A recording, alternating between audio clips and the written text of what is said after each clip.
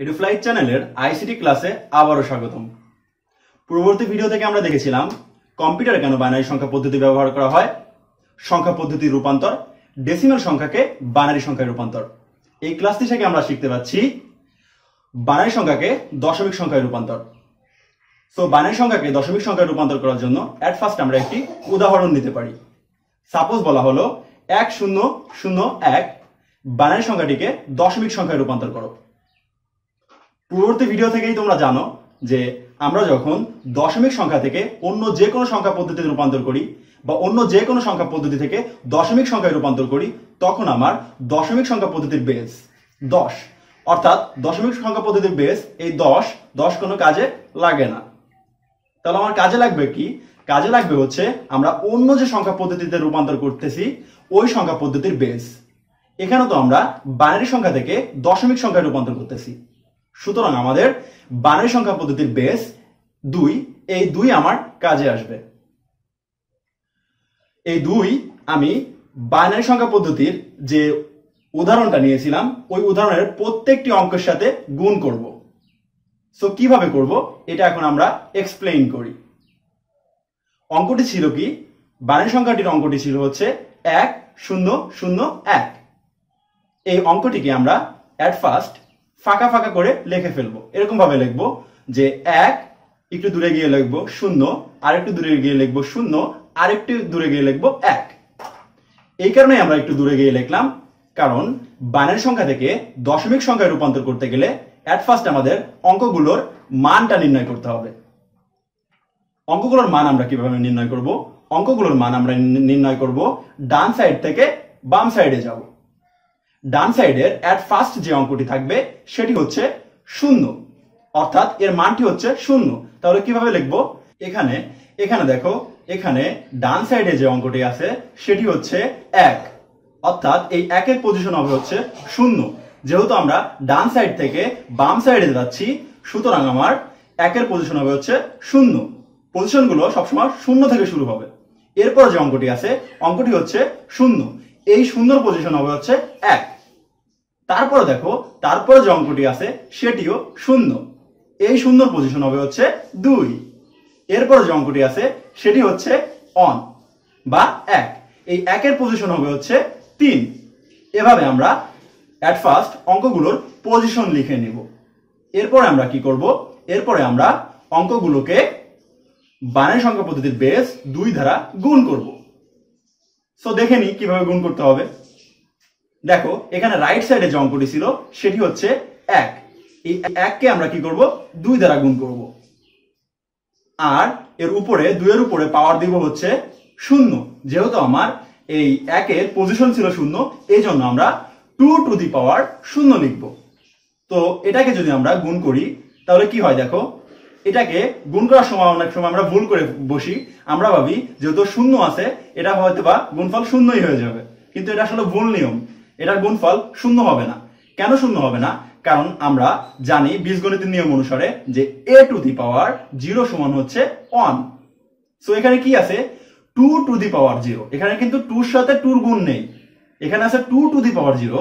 সুতরাং এখানে আমার হবে হচ্ছে 2 টু দি পাওয়ার 0 সমান হচ্ছে 1।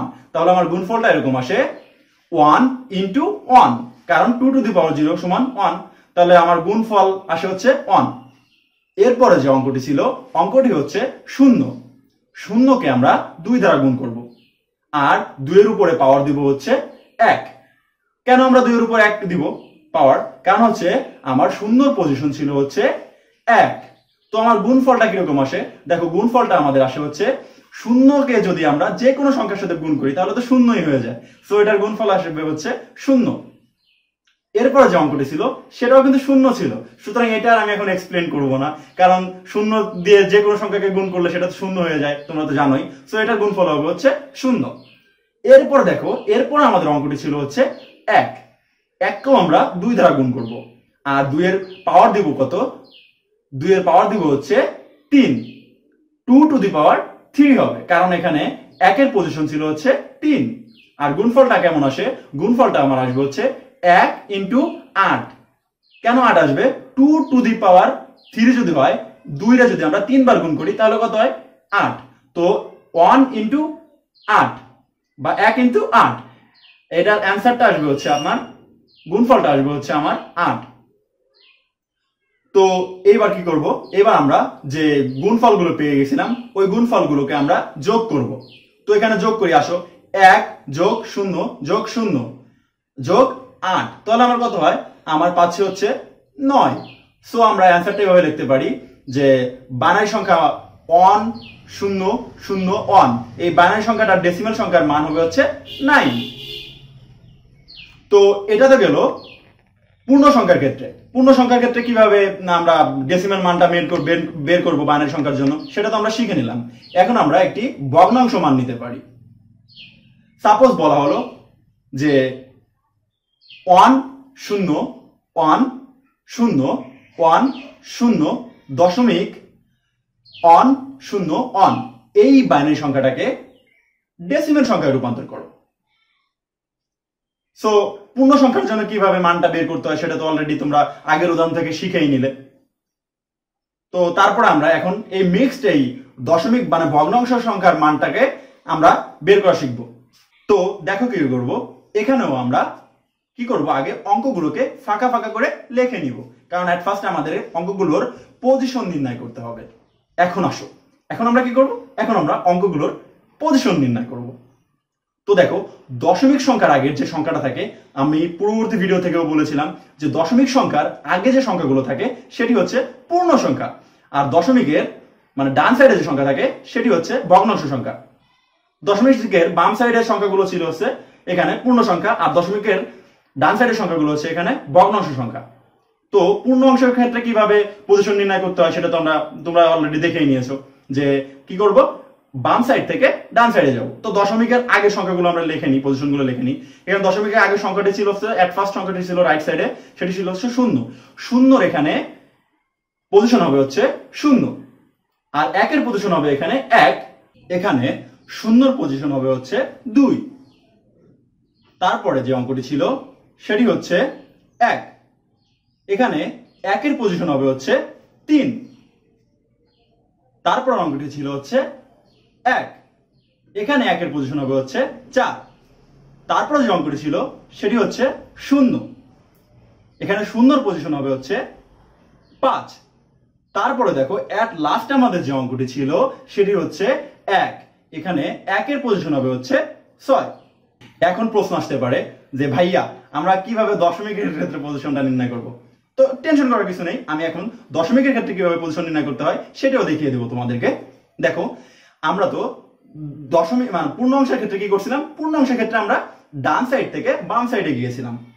তো দশমিক ক্ষেত্রে আমরা কি করব, দেখো 0 0 পরে আমরা কি জানি, মানে পূর্ণ অংশের ক্ষেত্রে দশমিকের পরে 0 পরে আমাদের কি হয়, -1 হয়, -2 হয়, -3 হয়। এখানেও আমরা লিখবো হচ্ছে 0 পরে কি লিখবো, 0 পরে যে অঙ্কটি ছিল সেটা ছিল মানে দশমিকের প্রথম যে অঙ্কটি ছিল লেফট সাইডে সেটি ছিল 1। তো এখানে 1 এর জায়গা হচ্ছিল -1, 0 জায়গা হবে হচ্ছিল -2, আর লাস্টে ছিল আমার সংখ্যাটি একবারে রাইট সাইডে দশমিকের, সেটি ছিল হচ্ছে আমার 1। এখানে আমার পজিশনটা হবে হচ্ছে -3। তো এবারে ওভারঅল সবকিছুকে আমরা কি করব, আগের বারের মতো 2 দ্বারা গুণ করব। তো আসো আমরা গুণ করি। এট ফার্স্ট আমরা দশমিকের গুলাই করি। কত ছিল দশমিকের সংখ্যা, রাইট সাইডে একদম রাইট সাইডে ছিল 1। এই 1 কে আমরা গুণ করব হচ্ছে 2 দ্বারা, আর পজিশন আমরা কি দেব, মানে 2 টু দি পাওয়ার দিব হচ্ছে -3। এই জন্যই আমরা -3 দেব, কারণ আমার 1 এর পজিশন ছিল এখানে -3। তো আসো গুণ করলে কি হয়, 1 ইন্টু 2 টু দি পাওয়ার -3 কে গুণ করলে হয় আছে 0.125। তো এটা আমরা লিখে নিলাম। এরপর যে অঙ্কটি আছে দেখো 0, এই 0 জন্য আমি আর তোমাদেরকে এখন এক্সপ্লেইন করে দেখাবো না, কারণ 0 থেকে যদি যে কোনো সংখ্যা দ্বারা গুণ করা হয় সেটা তো 0ই হয়ে যায়। সো এটা আমার গুণফল পাচ্ছি হচ্ছে আমরা 0। এরপর যে অঙ্কটি ছিল, অঙ্কটি হচ্ছে 1। এই 1 কে আমরা 2 দ্বারা গুণ করব, আর এখানে 2 টু দি পাওয়ার কত দেব, 2 টু দি পাওয়ার দিব হচ্ছে -1। এই জন্যই আমরা -1 দিব, কারণ এখানে আমার 1 এর পজিশন ছিল হচ্ছে -1। তো আসো এটাকে গুণ করলে কত হয়, 1 ইন্টু 2 টু দি পাওয়ার -1, এটাকে গুণ করলে আছে 0.5। এরপরে যে অঙ্কটি ছিল, এরপর অঙ্কগুলো ছিল হচ্ছে আমার পূর্ণ সংখ্যা। পূর্ণ সংখ্যার এখানে এট ফার্স্ট রাইট সাইডে কোন সংখ্যাটি ছিল, এট ফার্স্ট রাইট সাইডে আমাদের ছিল হচ্ছে 0। শূন্যর পাওয়ার পজিশন কত ছিল? শূন্য। তো এটাকে আমরা শূন্যকে কি দেবো? দুই দ্বারা গুণ করবো। দুই দ্বারা গুণ করবো, তো দুই দ্বারা গুণ করলে কি হয়? সেটা শূন্যই হয়ে যাচ্ছে। শূন্যকে যে কোনো সংখ্যা দ্বারা গুণ করলে শূন্যই হয়। সো এটাকে আমি আর এক্সপ্লেন করলাম না, জাস্ট গুণফলটা হবে হচ্ছে শূন্য। এরপর দেখো, এরপরে আমাদের অঙ্কটি ছিল হচ্ছে 1, আর এর পজিশন কত ছিল? পজিশনও ছিল 1। তো আমরা এটাকে কি করব? 1 কে আমরা 2 দ্বারা গুণ করব আর 2 টু দি পাওয়ার 1 দিব, কারণ 1 এর পজিশন ছিল হচ্ছে আমার 1। তো এটাকে গুণ করলে কি হয় দেখো, 1 ইনটু 2 টু দি পাওয়ার 2 সমান কত হয়? 2 হয়। তাহলে 2 গুণ 1 কি হয়? 2 হচ্ছে। তো এটার গুণফল হচ্ছে 2। এরপরে আমাদের যে সংখ্যাটি ছিল সেটি হচ্ছে 0। শূন্যকে যে কোনো সংখ্যা দ্বারা গুণ করলে সেটা তো শূন্যই হয়ে যাচ্ছে। সো এটার গুণফল পাচ্ছি আমরা 0। এটাকে আমি এক্সপ্লেন করলাম না। তারপর দেখো, তারপর অঙ্কটি ছিল হচ্ছে আমাদের 1, আর এখানে 1 এর পজিশন কত ছিল? এখানে 1 এর পজিশন ছিল হচ্ছে 3। তো আমরা এই 1 কে 2 দ্বারা গুণ করব আর 2 টু দি পাওয়ার 3 দিব। 2 টু দি পাওয়ার 3 সমান কত জানি আমরা? 8। তো আমরা 1 কে যদি 8 দ্বারা গুণ করি তাহলে কি হচ্ছে? গুণফলটা আমার 8ই হচ্ছে। সো এটার গুণফল হবে হচ্ছে 8। এরপরে দেখো, এরপর যে অঙ্কটি ছিল সেটা ছিল হচ্ছে 1, আর এর পজিশন ছিল হচ্ছে 4। তো 4 কে এরপর আমরা এই গুণফলটা কিভাবে লিখবো? 1 ইনটু 2 আর কি লিখবো? পজিশন 2 টু দি পাওয়ার 4 লিখবো, কারণ এখানে 1 এর পজিশন ছিল হচ্ছে 4। সো আমার গুণফলটা কি আসে দেখো, যদি আমরা 2 কে 4 দ্বারা গুণ করি, মানে 2 টু দি পাওয়ার 4 যদি হয় তাহলে আমার কি হয়? 16 আসে অ্যান্সারটা। আর 16 ইনটু 1 সমান 16ই হচ্ছে। এরপরে যে অঙ্কটি ছিল সেটি হচ্ছে 0। এটাকে আমি আর এখনো এক্সপ্লেন করব না, কারণ 0 কে যা দ্বারা গুণ করবো সেটা তো 0ই হচ্ছে। সো আমার গুণফলটা হচ্ছে 0। এরপর লক্ষ্য করো, এখানে লাস্ট আমাদের যে অঙ্কটি ছিল সেটি হচ্ছে 1, আর এই 1 এর পজিশন কত ছিল? এই 1 এর পজিশন ছিল হচ্ছে 6। তো দেখো, এখানে যদি 1 এর পজিশন আমাদের 6 ছিল তাহলে আমরা কি করব? 1 দিয়ে এট ফার্স্ট আমরা 2 কে গুণ করব আর পাওয়ার রাখবো হচ্ছিল 2 এর পাওয়ার রাখবো 2 টু দি পাওয়ার 6 রাখবো। তো দেখো আমাদের অঙ্কটা কি হবে? অঙ্কটা গুণ করলে হয় আসছিল, যদি আমরা 2 টু দি পাওয়ার 6 রাখি তাহলে হয় 64, আর 64 গুণ 1 সমান 64 হচ্ছে। এখন টোটাল আমরা যে গুণফলটা পেলাম এই গুণফলগুলোকে আগের বারের মতো একবারে যোগ করব। দেখো যোগ করলে কি হয়? যোগ করলে আসে আমাদের হচ্ছে 9.625। এটা হচ্ছে আমরা পেলাম আসলে দশমিকের মান। এখানে আমরা অ্যান্সারটা এইভাবে লিখতে পারি। এখানে আমার এই কোশ্চেনটা কি ছিল যে 1 0 1 1 0 1 0 দশমিক 1 0 1। সো এটাকে আমরা দশমিক সংখ্যা লিখতে পারি। অ্যান্সারটা এইভাবে হবে 9.0.625। সো আজকে এই পর্যন্তই। পরবর্তী ক্লাসে আমরা ডেসিমেল থেকে অক্টাল সংখ্যা নির্ণয় করা শিখব। ততক্ষণ পর্যন্ত সবাই ভালো থাকবেন, সুস্থ থাকবেন। আর চাইলে আমাদের ফেসবুক পেজের সাথে অ্যাড থাকতে পারেন। ফেসবুক পেজের লিংক ডিসক্রিপশন বক্সের নিচে দেওয়া থাকবে। EduFlyz চ্যানেলের সঙ্গেই থাকবেন। ধন্যবাদ।